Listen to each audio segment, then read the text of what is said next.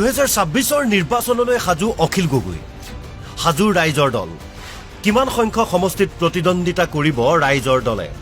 কোন কোন সমষ্টিত প্ৰাৰ্থী দিব বিধানসভা নিৰ্বাচনলৈ মাজত মাত্ৰ 8 মাহ আছে নিৰ্বাচনৰ বাবে সমষ্টিয়ে তৎপৰতা বৃদ্ধি ৰাইজৰ দলৰ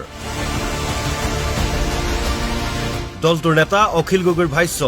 ৰাইজৰ দলে 15 পৰা 20খন আসনত জিকিব যে কংগ্ৰেছে যদি এলায়েন্স নকৰেও এবাৰ ৰাইজৰ দলৰ এখন আসন আছে এই এখন আসনৰ পৰা আমি 15-20খন আসনলৈ আমি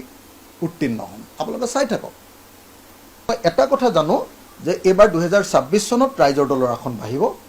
এখন নহয় এটো আমি ডাবল ডিজিটত আমি এবাৰ আসন পাম 26ত তাৰমানে ডাবল ডিজিটত এলায়েন্স হওক বা নহওক আমি ডাবল ডিজিটত ৰাইজৰ দল জিকিম অহৰহ বিৰোধী ঐক্যৰ চেষ্টা চলাই থকা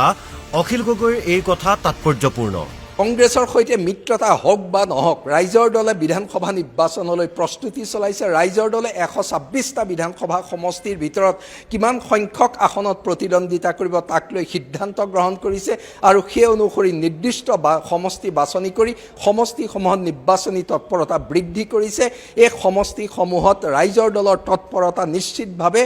আহিবলগীয়া 26ৰ বিধানসভা নিৰ্বাচনৰ বাবে বিশেষ তাৎপৰ্যপূৰ্ণ ৰাইজৰ দলে প্ৰতিদ্বন্দ্বিতা কৰিবলৈ থিৰাং কৰা সমষ্টিসমূহ হৈছে লখিমপুৰ জিলাৰ নাওবৈছা ধেমাজি জিলাৰ ধেমাজি আৰু চিচিবৰগাঁও তিনিচুকীয়া জিলাৰ ডিগবৈ মাকুম আৰু মাৰ্ঘেৰিটা চৰাইদেউৰ জিলাৰ মাহমৰা শিৱসাগৰ জিলাৰ শিৱসাগৰ নাজিৰা আৰু ডিমৌ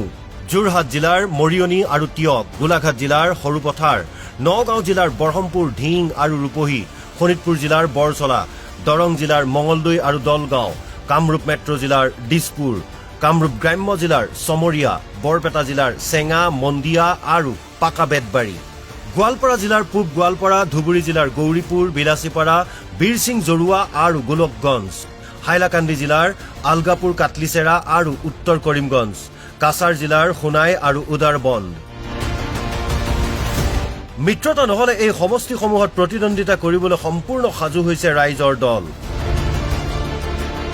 জোটবন্ধন নহলে ৰাইজৰ দলে আৰু কিছু সমষ্টিত প্ৰাৰ্থী থিয় কৰাব পাৰে ৰাইজৰ দলে প্ৰতিদ্বন্দ্বিতা কৰিব বিচৰা সমষ্টিসমূহত ৰাইজৰ দলৰ গণভিত্তি কিমান ৰাইজৰ দলৰ সমৰ্থন ভেটিৰ ওপৰত নিৰ্ভৰ কৰিব তেওঁলোকৰ ৰাজনৈতিক শক্তি ৰাইজৰ দলে বাছি লোৱা সমষ্টিসমূহৰ জনগাঁথনিগত দিশ আৰু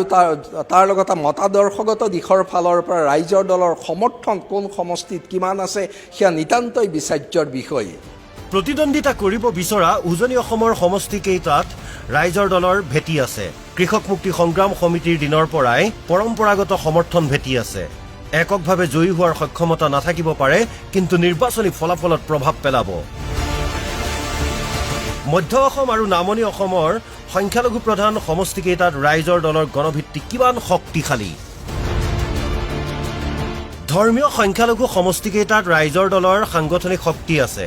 ধৰ্মীয় সংখ্যালঘুৰ মাজত অখিল গগৈৰ যথেষ্ট জনপ্ৰিয় সংখ্যালঘুৰ হৈ মাত মাতে অখিল গগৈয়ে তথাপিও আহে এক ডাঙৰ প্ৰশ্ন ধৰ্মীয় সংখ্যালঘুৱে ভোট দিবনে ৰাইজৰ দলক সংখ্যালঘুৱে পুনৰ বিজেপি চৰকাৰ হোৱাটো নিবিচাৰে তেওঁলোকে বিজেপিক ক্ষমতাৰ পৰা আঁতৰাব পৰা শক্তিশালী দল বিচাৰে এই ক্ষেত্ৰত নিশ্চয়কৈ সংখ্যালঘুৱে ভোট দিব কংগ্ৰেছক সংখ্যালঘুৰ সমৰ্থন ভোটলৈ পৰিৱৰ্তন কৰা অতি কঠিন হ'ব অখিল গগৈৰ বাবে কংগ্ৰেছৰ সৈতে মিত্ৰতা হলে ৰাইজৰ দলে কম সংখ্যক আসনত প্ৰতিদ্বন্দ্বিতা কৰিব সেইবাবেই মিত্ৰতা হোৱা নোহোৱা দুয়োটা পৰিস্থিতিক লৈ সাজু হৈছে ৰাইজৰ দল news desk report NB news